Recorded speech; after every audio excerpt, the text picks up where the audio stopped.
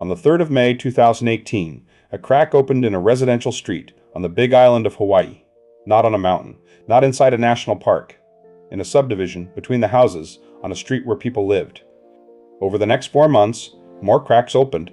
Together, they covered more than 700 structures and 30 miles of road. This is what that was like for the people who were standing in front of it. Leilani Estates sits on the lower east rift zone of Kilauea. That was never a secret. The land is mapped as Lava Hazard Zone 1, the highest risk category in Hawaii. People balked there anyway. It was land they could afford in a place they loved, and Kilauea had been erupting quietly up the mountain for 35 years without ever coming down to them. Then, at the end of April, the floor of the crater at Pujisho collapsed. The magma that had been feeding it for decades did not stop. It went looking for somewhere else to go. Underground, it moved sideways, downhill, east toward the coast, forcing the rock apart as it went. The people living above it felt that as earthquakes, day after day, for a week. What they were feeling was magma working its way underneath their neighborhood. On the afternoon of the 3rd of May, the ground on Mahala Street split open and lava came out of it. By evening, there was a second fissure, then a third. Civil defense sounded the sirens and ordered Leilani Estates out. Most people left with whatever was already in the car. Kainoa Hauani'o lived on Kaupili Street. Talking to Hawai'i Public Radio, he described what the neighborhood looked like once the fissures had opened. Quote, "Everything is burnt, even though it's not close. Everything is all burnt." End quote. That detail surprises almost everyone who sees a lava flow for the first time. The lava does not have to touch a thing to destroy it. Basaltic lava comes out of the ground at somewhere around 1100 degrees Celsius, and it radiates that heat outward in every direction. Fences, siding, and trees catch fire across the yard before anything arrives. And the flames you see licking up out of the top of a lava flow are not the lava burning. Lava cannot burn. It is already molten rock. Those flames are flammable gases, coming off the trees and the houses buried underneath the flow, catching light as they escape through it. When you watch a lava flow burn, you are watching what it has already swallowed. There was a second, quieter hazard. Sulfur dioxide, pouring out of the fissures in volumes high enough to be dangerous on its own. Crews walked the subdivision with gas sensors to work out which streets people could even stand on. Kainoa Hauani'o and his family had just arrived at the thing everybody is working toward. Quote, "We just had a baby 2 weeks ago. We just finished paying off our house. I have no idea what I'm doing tomorrow." End quote. A 2-week-old baby. A house with no mortgage left on it. And no idea what tomorrow was. Some people left and did not look back. Robert Johnson drove toward it.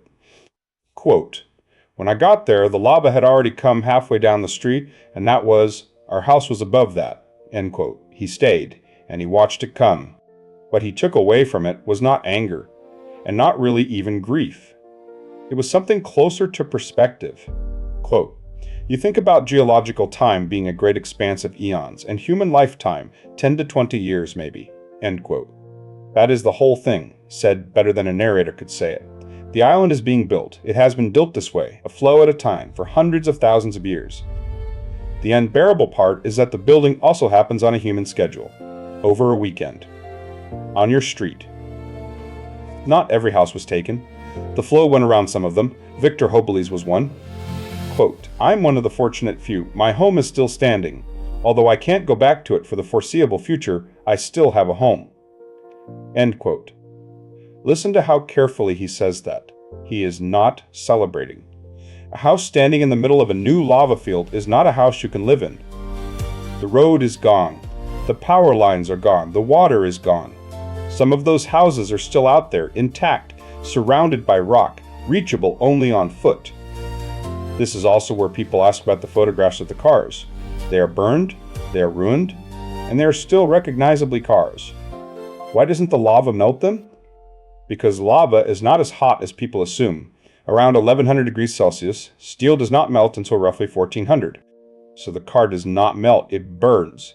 Its aluminium parts, which melt at 660, run out of it. And then the flow simply pushes what is left along or buries it. There is a reason some people in Puna met all this with a kind of terrible familiarity.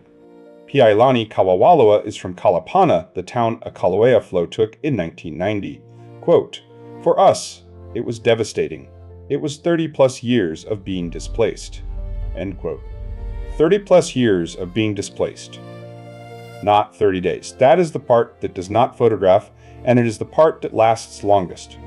She also said something that anyone who has lived beside an active rift zone understands. Quote, living with the lava flow, you never know the direction in which the lava will change. End quote. Not everyone left when they were told to. April Buxton stayed. Quote, for me, I'm camping out as long as my house is standing. I'm not leaving. End quote. From a distance that is easy to file under stubbornness. Up close, she is describing something else. Quote, I want to be with my community and doing what I can to help out, but I also want to be close so when it's time to go home, I can get back home. End quote.